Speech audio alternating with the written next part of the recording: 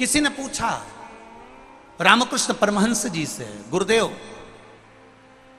मथुरा के railway station पर उतर रहे हो, पांव से उतरो, ट्रेन से सिर के बल उतरोगे तो गिर जाओगे। रामकृष्ण परमहंस जी कहते हैं जिस मथुरा और वृंदावन की रज में मेरे भगवान कृष्ण ने अपना चरण रखा है, उस मथुरा वृंदावन की रज में मैं अपना चरण नहीं अपना सिर रखना चाहता हूं, इसलिए सिर के बल उतरे। मथुरा के रेलवे स्टेशन पर रामकृष्ण परमहंस जी जब सिर के बल उतरे, स्वामी विवेकानंद भी देखकर आश्चर्य में पड़ गए। स्वामी विवेकानंद जी हाथ जोड़ लिए, रामकृष्ण परमहंस जी चले।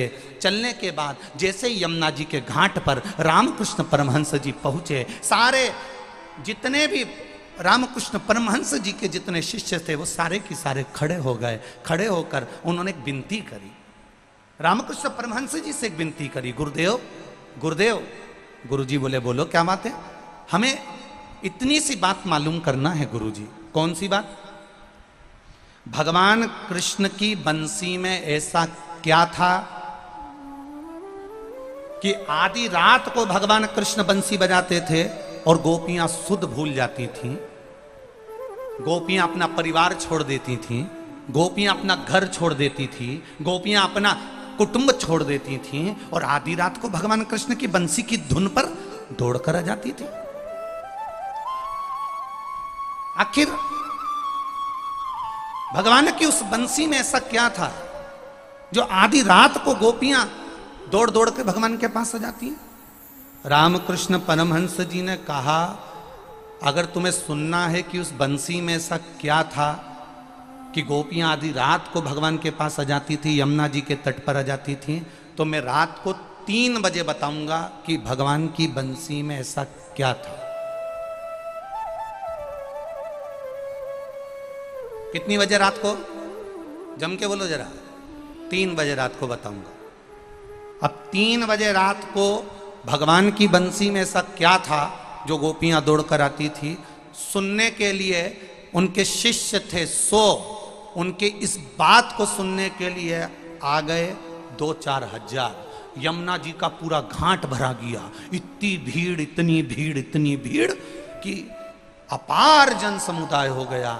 अब रामकृष्ण परमहंस जी 3 बजे नहीं आए, 3:30 बज गई, रामकृष्ण परमहंस जी नहीं आए।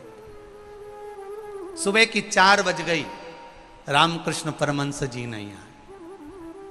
4:30 बज गई, रामकृष्ण परमहंस जी नहीं आए।